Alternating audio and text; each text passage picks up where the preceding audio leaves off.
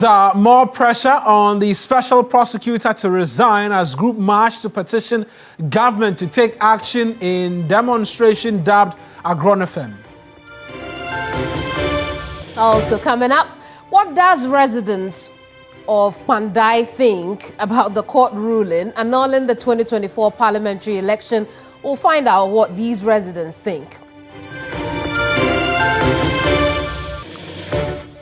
A lot later, Supreme Court gives Wesley Girls Senior High School 14 days to respond to allegations of human rights abuses.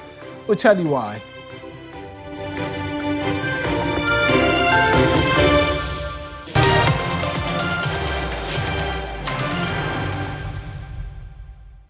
Those are the top stories. It's News Central Live on TV3. I'm Kemini Amanor. And I am Mawuena Egbeta. The bulletin starts right now.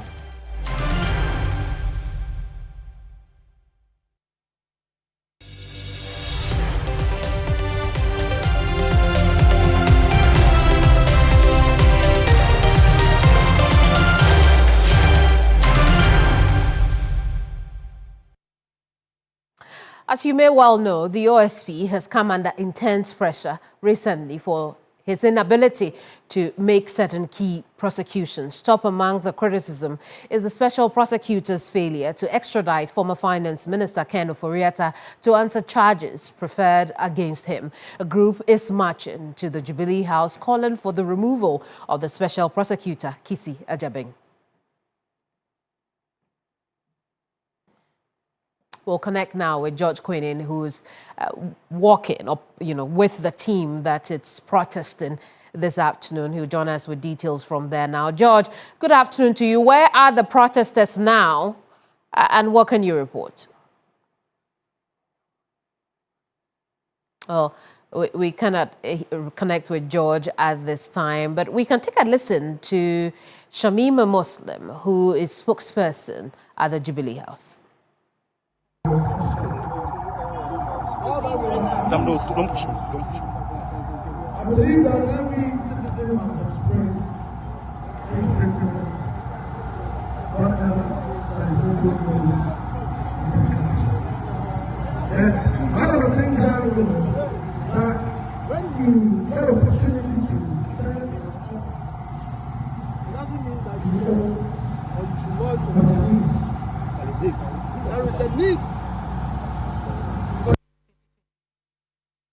Well, those were the protesters at the time they presented their petition to the Jubilee House. That petition was received by Shamima Muslim, who is a spokesperson at the presidency. Let's connect now with our man on the beat, George Queenin. George, what can you report from this protest? Good afternoon. We are coming to you live from Kpandai, and it's been 2 hours. The Agronefem demonstration has finally ended.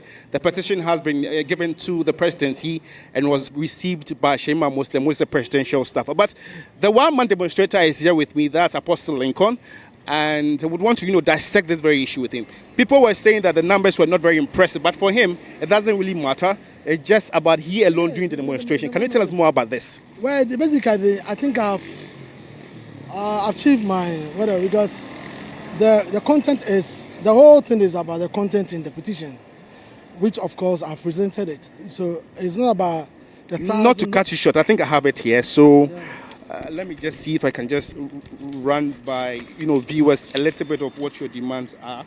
And so you are saying regarding the abuse of office by Mr. Kisi Ajabeng, the learned senior Mr. Petikwe, who among his allegations against Mr. Kisi Ajabeng mentioned that he, OSP, has turned some of his staff at the OSP into domestic workers in his private residence. This, allegations, and this is a very serious allegation that you're making here.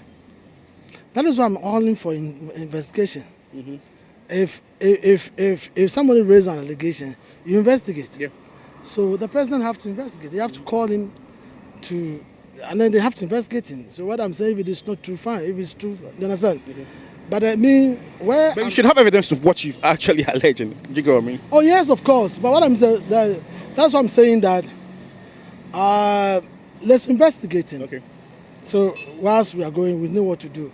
How can somebody say that I watched the person going, I couldn't do anything about it? At the airport, when you was leaving the airport. You see, that should tell you you're incompetent. if you cannot do anything as you claim, then do a press conference and tell Ghanaians that this is what is going on, or this is what my intel, this is what I picked from my intel. Fine. Then Ghanaians will understand that, Charlie, you are doing well, but just like there's powers that be that are preventing you not to do it. You didn't tell us all these things. Then later you came out and said that, well, you saw it and whatever. Because the fire started coming, you came out with it. A whole lawyer. You understand? So you see that aspect even displays the incompetency. You understand? Okay, but Shebime's last words were that the president will act on this very petition, and you are saying that you come back again if nothing is done. Is there any ultimatum? Are you give them any timelines? Oh no, I'm not giving. You can't give the president ultimatum. But the fact is, but if you want to, come back again, then what time are you looking at? I'll come back again on two issues. I'll come back at number one. This one also is another issue, but I also come back again with another demonstrations on National Cathedral and Kumu. You understand? And that one I'll come on it. But the fact is, this one is something that I will push some fire so that he will respond. You see, there is this, and I'm hearing that they said their office is independent. They cannot be, nobody can dictate for them and stuff like that. You see, when you do that, even the whole Chief Justice has been sacked. People petition the president. And people say it's politically motivated. It's not politically motivated. Would you say that this is someone who says he's investigating some of these scandals, whatever they are, but is that you want to see them in prison to know that he is working or what it is?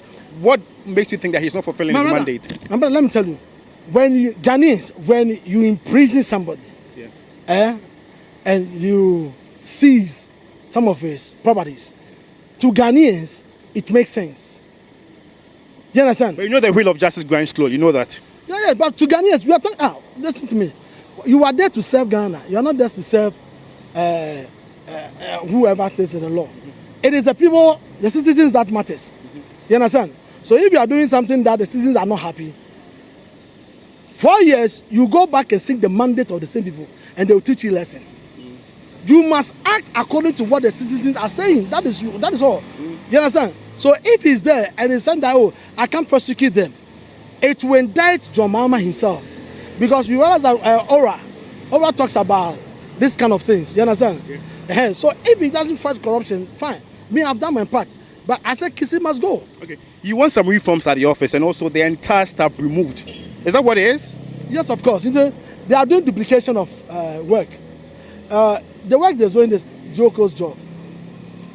Why don't you empower Yoko, all the security agencies? Let them work hard. And they will do perfect job. Then the OSP that Akufo-Addo brought, all these kind of things. What will you do to me? What? What is the essence of this OSP thing? The first of all, I fought against it, but the fact I couldn't. I couldn't be prepared. I think because of our limited time, when I came there in the morning, I saw Martin Pegu. He's a private legal practitioner. And I know somewhere around 2 p.m. he'll be meeting the OSP. Yeah. And I didn't see him here. So what happened? Where did he go? Oh, Martin came to cheer us up.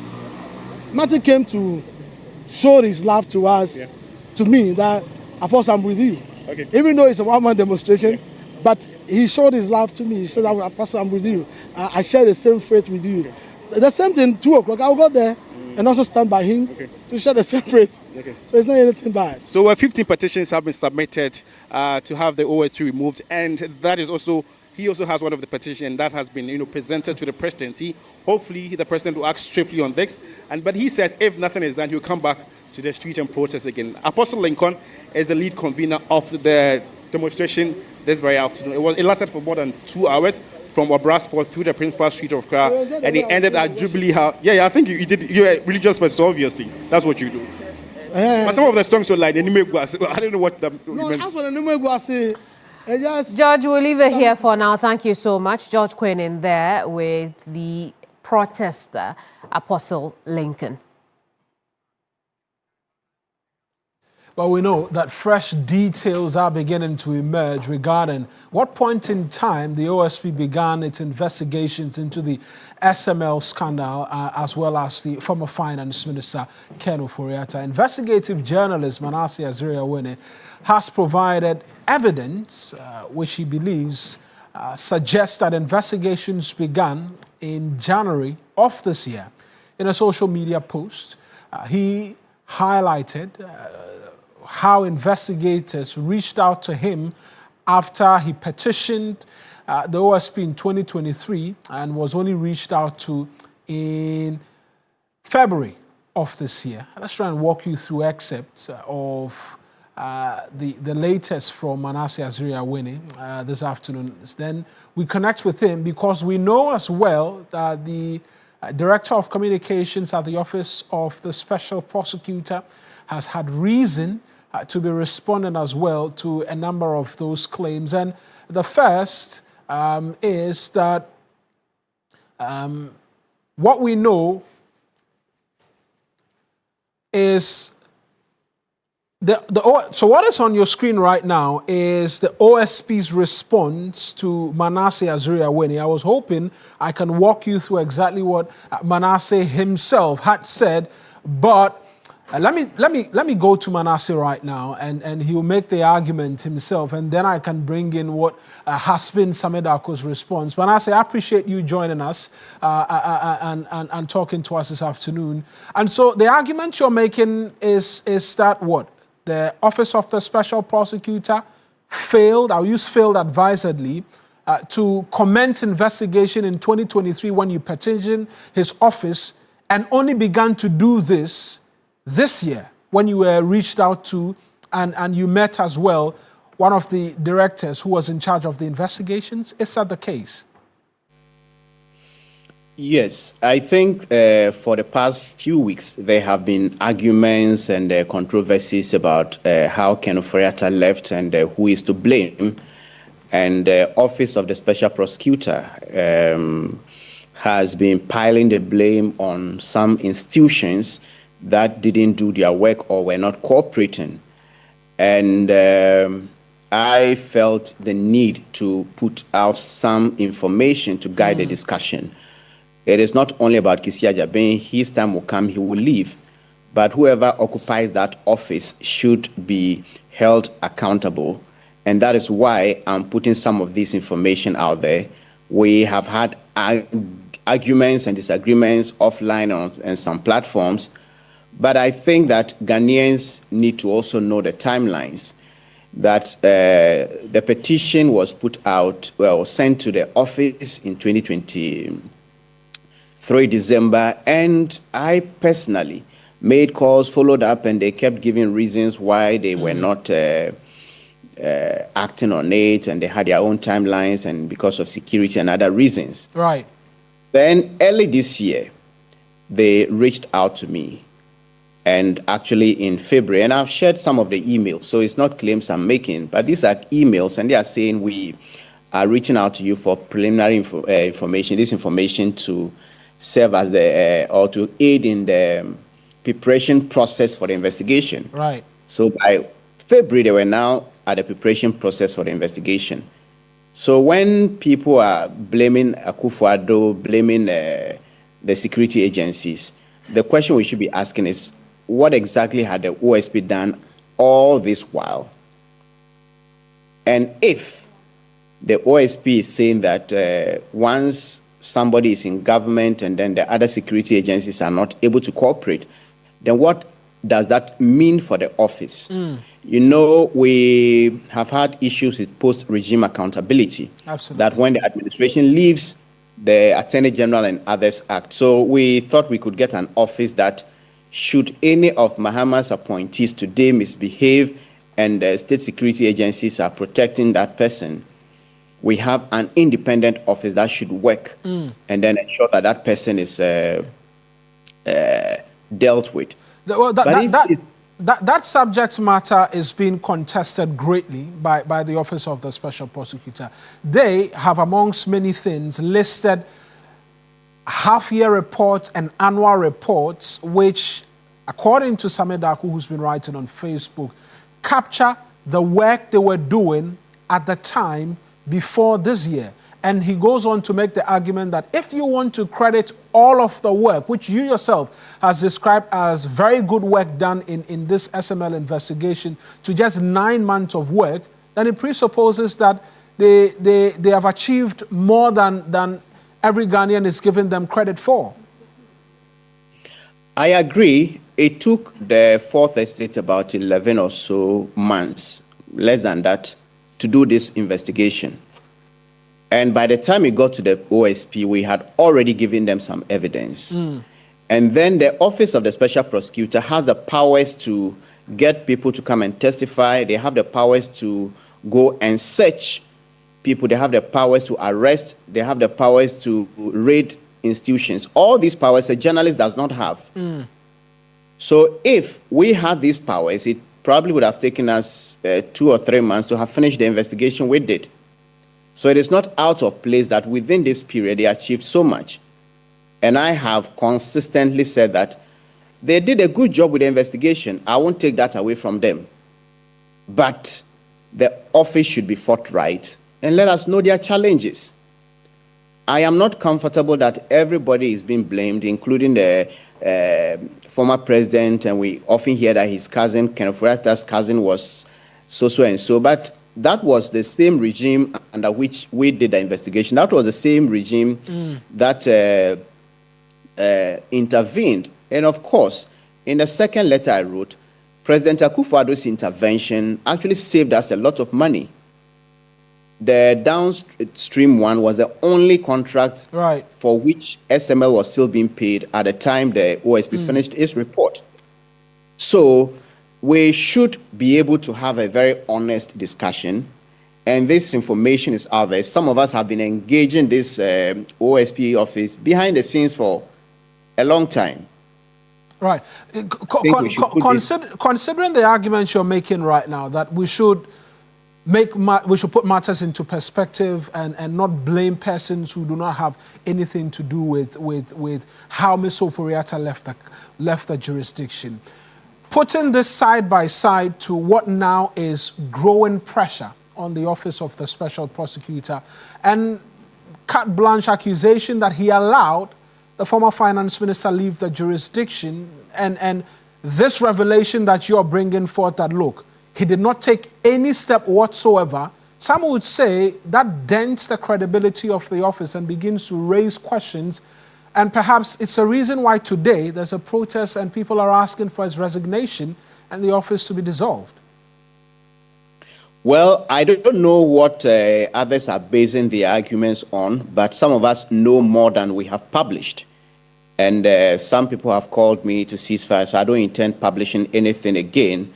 But from where you sit, if somebody comes to tell you that, look, some institutions didn't help us and were helpless, and then you ask question, did you reach out to those institutions to perhaps try to stop this man? You say, well, I didn't reach out because I knew if I reached out, they were not going to cooperate with me. The point I'm making, which the OSP is disagreeing with me, is that still go ahead and do your work. But Manasseh, even that portion, the fact that the first instance, we had the special prosecutor himself make the claim that the institutions were not being forthcoming with the assistance. The subsequent explanation is telling us that if I made the attempt, they wouldn't have helped me in any way. That raises a lot of questions. It does, and that's what I disagree with them. I am not saying that the investigation wouldn't have been difficult under the Akufo-Addo administration than it is now. That is not what I'm saying. I am saying that despite the difficulty, that office could have done more. And this is not the first time I'm saying that. In my book, The President Ghana Never Got, I said that there were difficulties and challenges with that office. But Martin Amidu and Kisi Ajaben could have done more. They could have been more assertive to help Ghanaians understand why that office is special. If we begin to allow these excuses to take root, and whoever comes after Kisi Ajaben also settles in that comfortably, then at the end, the OSP will not be any different from the EOCO, the Attorney General's Department, and those that we already have, which also have excuses why they cannot act on persons that are linked to certain governments. Right. So that is the major point I want us to get here, that we shouldn't just allow those excuses. It is difficult. I am an investigative journalist.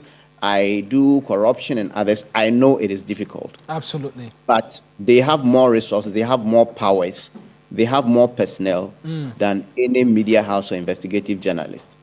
And I think they can do better. That is the point I'm making. I'm not denying the fact that there are difficulties. No matter who you are, if you want to fight corruption, you face difficulties. Right. But do something despite the difficulties.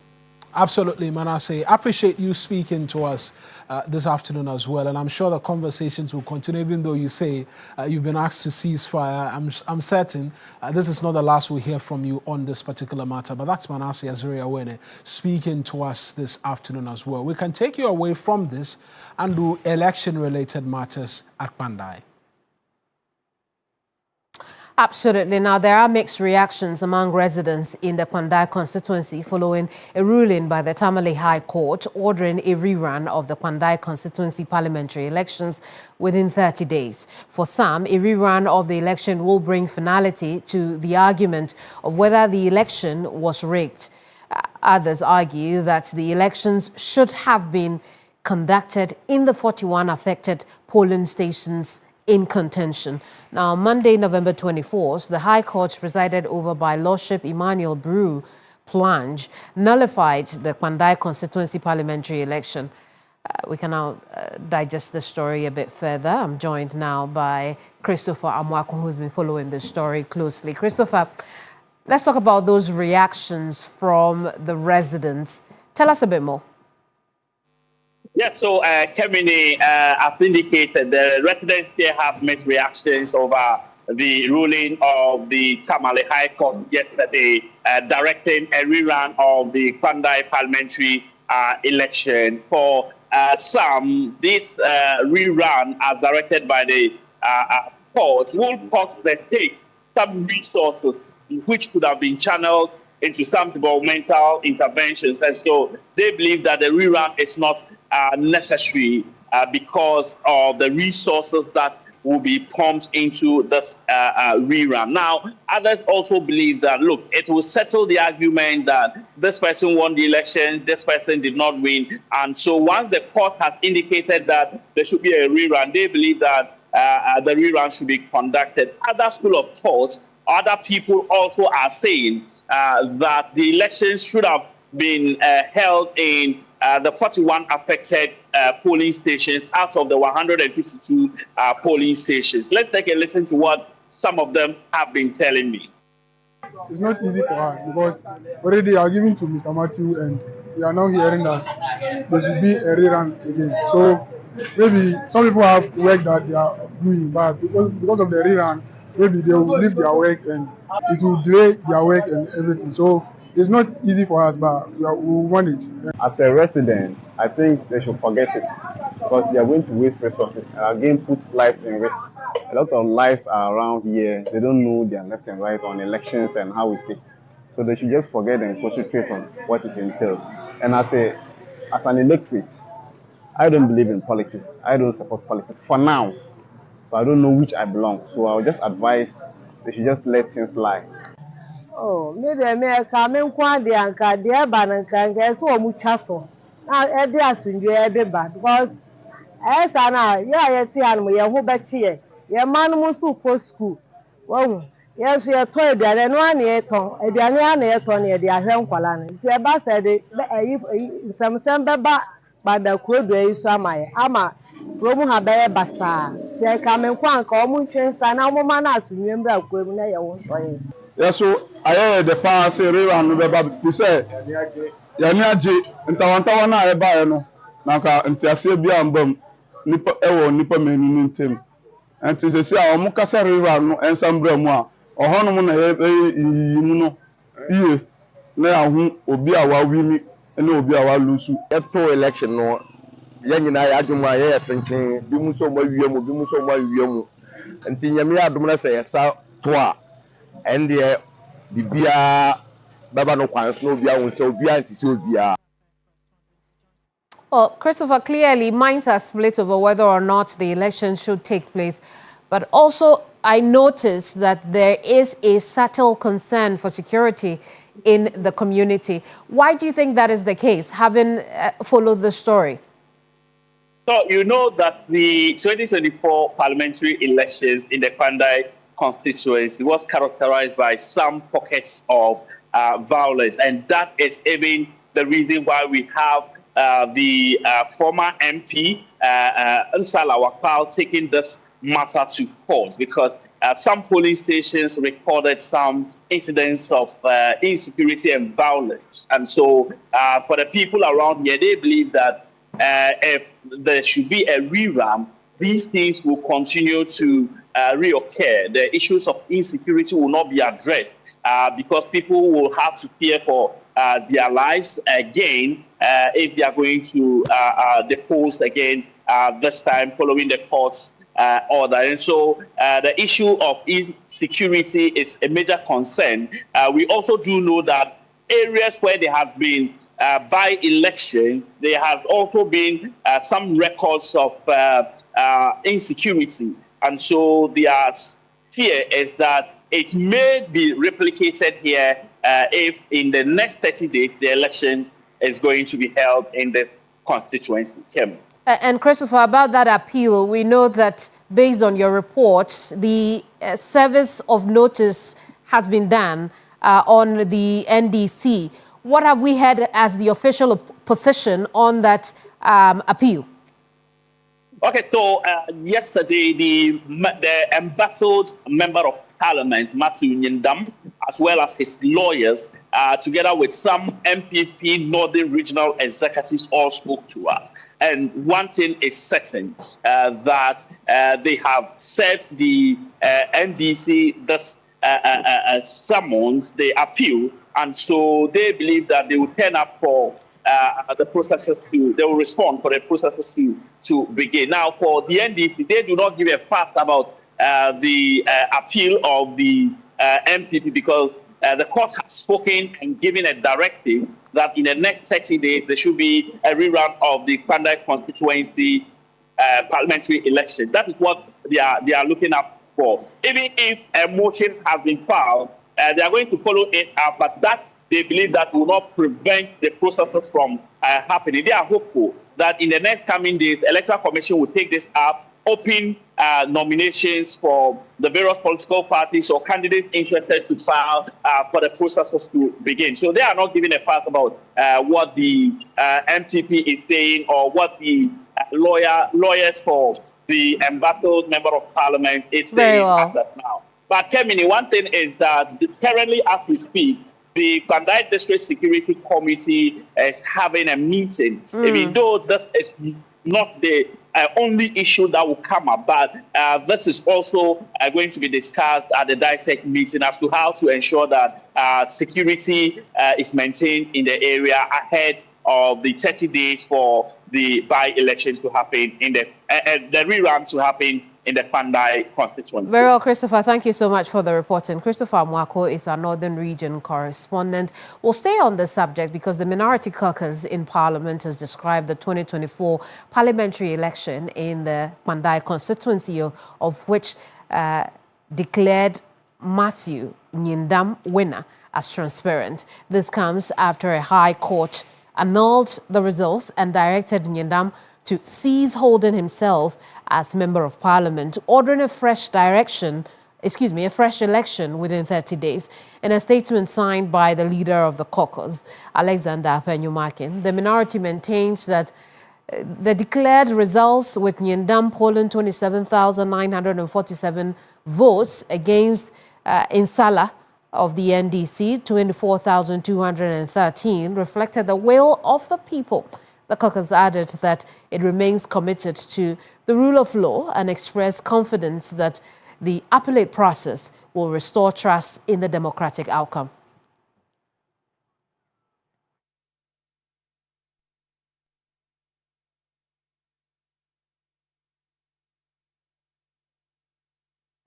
We'll stay with the courts because the Supreme Court has given Wesley Girls Senior High School 14 days to respond to allegations of human rights abuses if it is minded to. The order follows a decision by the school to go strictly with its religious beliefs. Sixtus Stone Ulo is a producer covering the case in court and joins us on the line with a bit more on the Sixtus. Now, talk to us. about proceedings today. What else happened? That was essentially the Kemini. The court, in the absence of the responses from Wesley Girls Senior High School, said it could not proceed because those responses may then determine the direction of the case. And in the words of President of the court, Justice Gabriel Scott Foreman, these are grievous or vexatious allegations which need the direct responses of Wesley Girls Senior High School. So for that reason, they have allowed the school some 14 days to enable the school respond to the allegations. And the allegations are summed up in twofold. That's one, the school does not allow its students to profess or practice the religions of their choice. So just to exemplify it, if you're a Muslim and you're in Wesley Girls Senior High School, you will not be able to pray 5 times a day at a mosque. You are rather instead, which is the second fold of it, compelled by the school to attend church services on Sundays, which the court said in the description of the court they are vexatious and they may have some grievous, grave implications on the direction of the case. So if the school, for instance, were to admit that indeed it's been a long-standing practice that students should all go to church on Sundays and none should go to the mosque, then the lawyers would know what approach to use. There would be no need to call witnesses.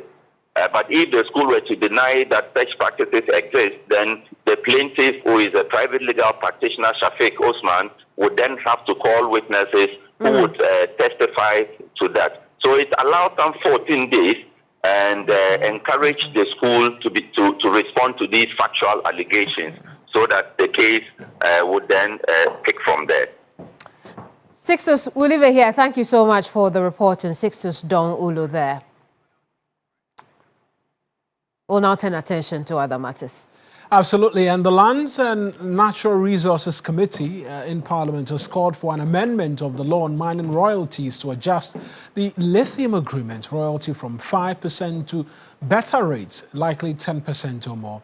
The chairperson, Collins Dowda, says the current law, which is the Minerals and Mining Act 2010, sets the royalty rate at 5%, which is what is contained in the new deal laid by the minister. He says an attempt to get the amendment done by the previous minister was unsuccessful, rejecting claims by the current minority that the agreement was rejected in the past parliament. The Sutufi South legislator explains that the new deal cannot quote a higher rate when the law disapproves of it. He contends that a new amendment should direct that other mining companies pay similar or the same royalty as will be paid by Barare DV Ghana Limited, which was going to pay royalties on lithium at 10%.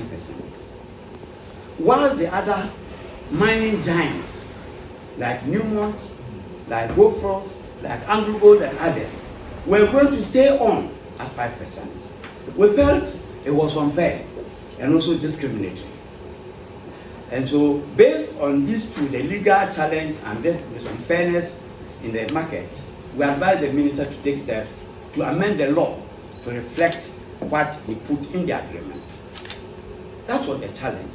But we didn't see how we're going to recommend 10% to the House when indeed the source or the authority of the agreement frowned against the 10%.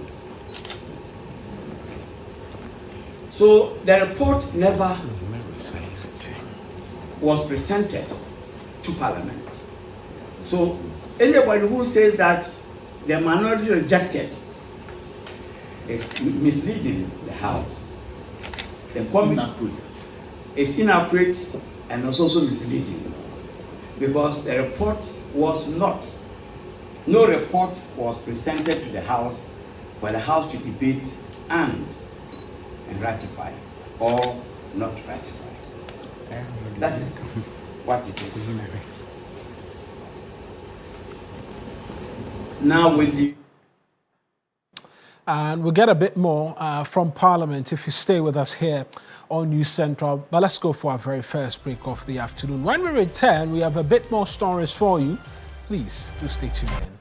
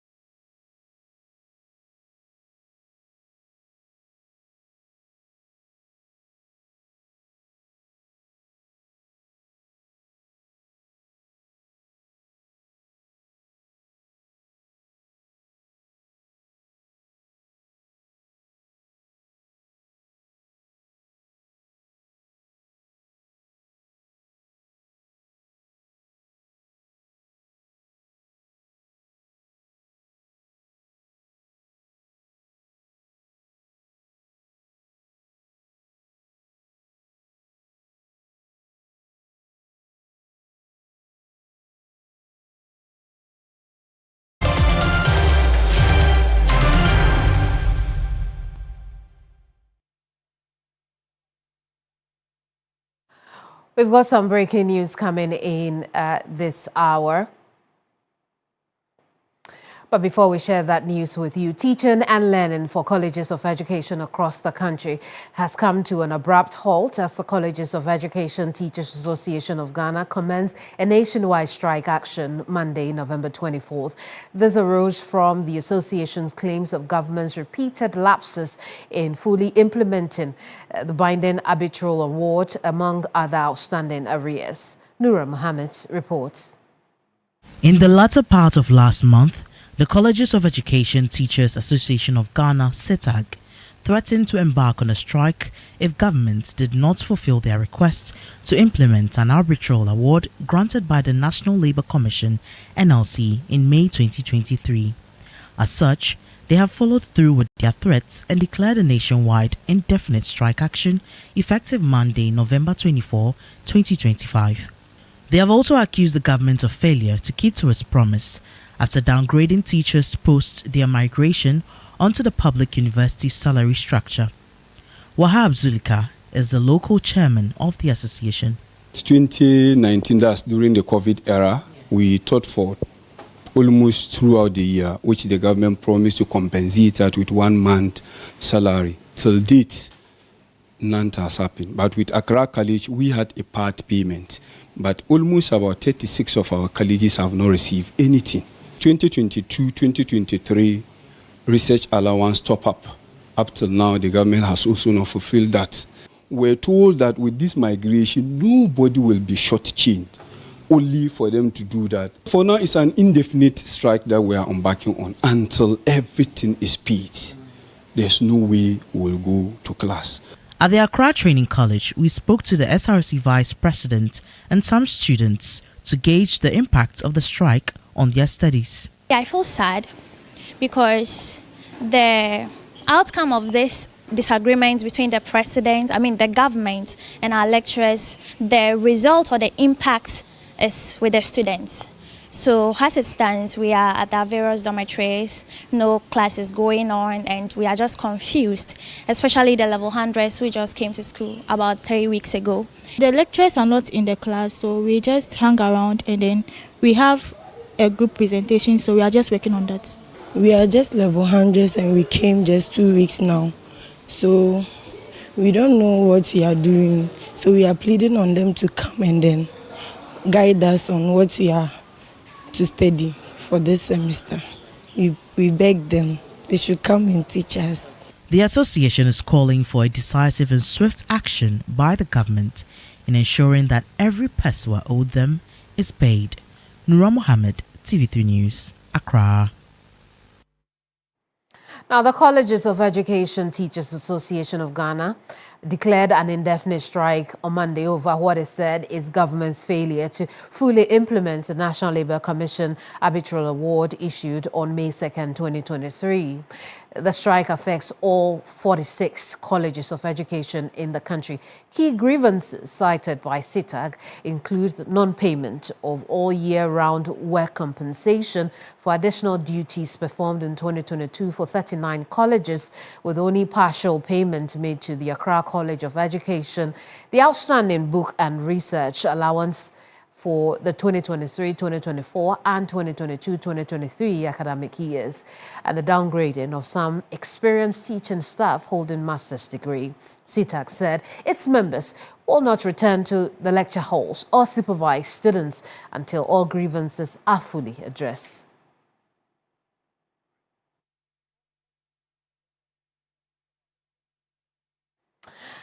Daniel Opoku is our Labour correspondent who's been following this story closely. He's joining us with a bit more on this story. Danny, talk to us about the strike action from yesterday. What is the latest as we speak? Right. So the leadership of CETAG decided to declare a nationwide strike after they had issued a statement somewhere beginning October where they gave a deadline that if government fails to address their concerns by the middle part of November, we are going to have their members withdrawing their services.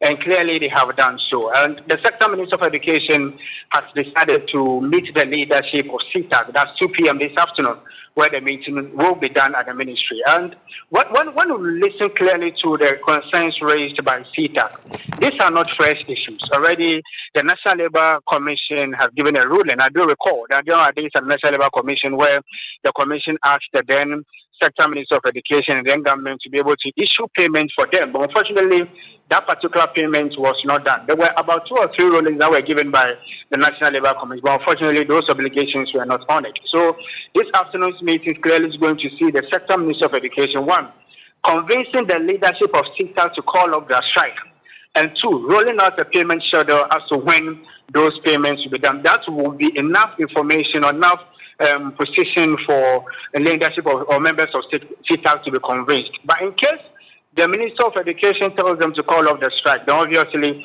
members of CTAC, the leadership of CTAC would want to take the information to their constituents, discuss it at that level, whatever they agree on, then they'll be able to call off the strike. But being the Sector Minister of Education was one side, the Minister of Labour and Employment, having been in their space for some time now, I'm very confident I will be able to convince the leadership of CTAC for them to call off their strike for academic work to resume. But as it stands now, there hasn't been any word from the Education Ministry? There hasn't been any word from education. Everybody's looking up to the Sector Minister, who has decided to meet the leadership by 2 p.m. today. And the leadership understanding is that they are also ready to meet the leadership, to meet the Minister of Education and other directors of the Minister of Education to be able to thrash out their grievances.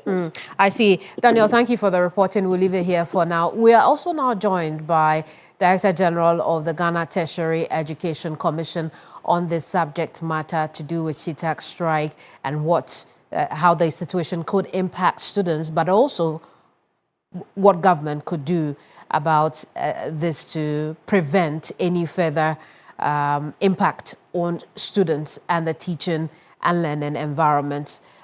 Professor Ahmed Jinapo is joining us on the back of the story. Prof, how does the strike come to you? Hello? Prof, good afternoon to you. It's good to connect with you. I'm asking how the strike comes to you, looking at all the demands that CTAG is making. Well, I think, first of all, let me say it's very, very unfortunate.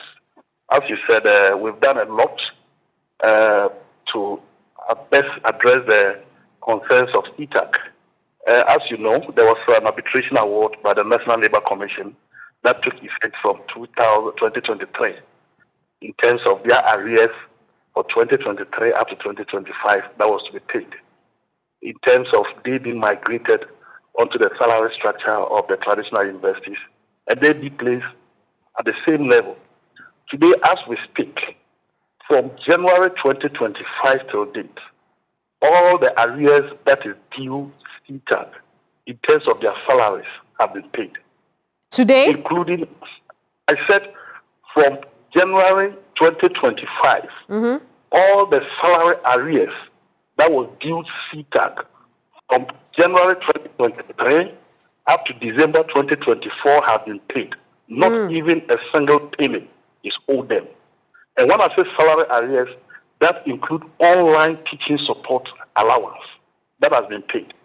Today, as we speak, their book and research allowance that was due them for 2024-2025 at the same rate as their colleagues at the traditional universities has been paid. We are left with one academic year of book and research allowance, which is 2023-2024. Government is very much aware of that outstanding arrears. GTech is very much aware of it. And we are working towards paying same. As I indicated, we've just paid 610 million Ghana cedis of book and research arrears for all the universities, including the colleges of education. This was opposed to 480 million as of last year. So if government has paid this, I think that it is in a rush for CTAG to go on strike because there is some outstanding arrears. And in any case, government is not going to pay. I see, Prof. So just clarify for me, these payments that were made, when were they made? Are they made? When were the payments made? They were made this year. They were made this year because number one, CTAG had an arbitration award in 2023 that stated that government had to place them on the same level as their colleagues at the traditional universities, which meant that there was some 2 years arrears of salaries that needed to be paid. Government has paid same this year. Very well. So Prof, we get the point. Just a couple of things, and then we wrap up our conversation, right? The first one being that what then will you do now, or what is government's intention now to ensure that they go back to the classrooms? Well, the second one, no, hang on, so you take both at the same time. I'm running out of time. The second one is to do with the downgrading of some of the lecturers who hold master's degree, and that falls within your purview. Address these two issues for me. So very quickly, nobody has been downgraded. There was realignment of their ranks to fit into the university structure. As you are aware, the colleges of education, they were called tutors. So if you had a chief tutor, which was equivalent to a professor, and you are moving the person onto the university salary structure, and the person did not have the qualification of a professor, the person was brought to assistant lecturer. So there's no problem about that, and it's an issue that we are going to discuss. What is the way forward? The way forward is that the minister has invited CETAG. We are meeting them at 2 o'clock. We are going to give them the assurance that the book and research allowance that is left for it to be paid, government is going to do everything to make sure that it is paid. It is one thing for government to agree that we owe you, and it's another thing for government to say that we are working towards payment. So we think that for CETA to fault government, that government has done nothing in terms of the NLC award, I don't think that's the right way to go, because government has done a lot. Well. And I think if for nothing at all, government needs to commend it. Prof, we'll leave it here. Thank you so much for talking to us. Always a pleasure having a conversation with Professor Ahmed Jinapor, who heads GTech. That news that was coming through involving the police, we can confirm to you that the Police Council has formally recommended a 2-year extension for the IGP, Christian Tete Yohonu. The recommendation, submitted ahead of the IGP's statutory retirement in December 2025, is now before President John Dramani Mahama for consideration. Now, according to source, the President is expected to approve the Council's recommendation, and this will mean that IGP Christian Tete Yohonu will receive a 2-year extension. And so the news just coming in is that the Police Council has recommended a 2-year extension of IGP Christian Tete Yohonu's position, essentially his service as a police officer and the Inspector General of Police, because he was due for retirement in December of this year, which is 5 days away, because if you do that rhyme, 30 days, November. And that recommendation is currently before the President, and we're getting indications that the President is expected to approve this, the Council's recommendation, which will subsequently mean that IGP Christian Tete Yohonu will stay on for two more years. And that's the latest that's coming through right here and right now on News Central. And just quickly, before we run out of the studio, government is facing sharp criticism over its commitments to core campaign promises. Former Minister for Local Government, Martin Ejime-Nsakosa, said its inability to take decisive action on major policies like the flagship 24-hour economy policy is worrying. He spoke to our correspondent, Belinda Teta, in an interview. Government has allocated some funds for payment of assembly members. Do you think it's enough, or can the government do better? If you look at the work that is done at the local level, you want to go beyond just giving some support to assembly members, but there are unit committee members as well. The activity as it demands goes beyond just the assemblyman. So going forward, we may have to look holistically at how we can work a resource framework to boost the capacity of the entire local level structure to be able to deliver in ensuring that there is broader participation in decision making. It's good to start from somewhere, but going forward, you need to think of a more sustainable and a broad-based support program that would impact on the entire local level structure, including the unit committee members and not just the assembly members. The 2026 budget allocation, What is your overview? Well, I see quite a lot of promises repeated. There were hopes that the first budget gives some indicators, and some allocations were made, but they are not matched with releases. Okay. It's one thing promising in your budget space that I'm going to give X amount of money to these ministries, departments, and agencies. By the end of the day, when you are unable to match it with releases to do the work that they do, then work done is cost 90.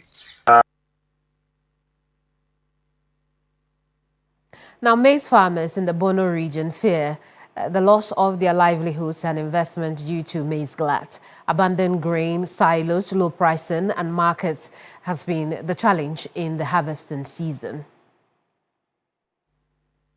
Data from the Food and Agriculture Organization, FAO, indicate Ghana loses close to 30% of its grains and cereals due to post-harvest losses.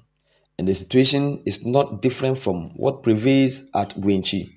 Government silos for storing these grains have been abandoned, and the glut has led to a reduction in the market price.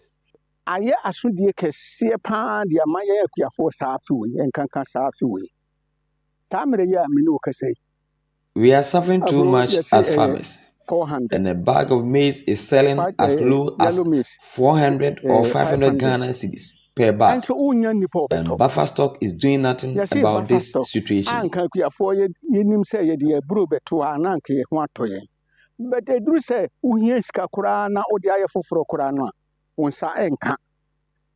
the secretary of the Wenchi local maize aggregators explained that the government should intervene.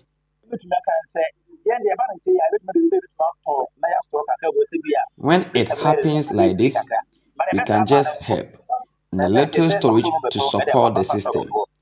The government plan to buy for buffer stock is the best way to go to help the farmers get their return of their produce, since the farmers are not getting it easy.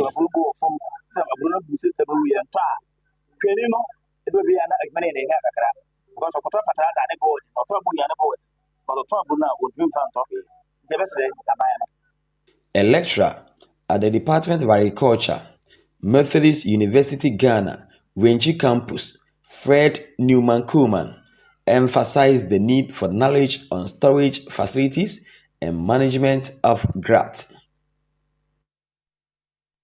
That's our bulletin for you this afternoon, which came to you from our studios here on the John Hammond Street.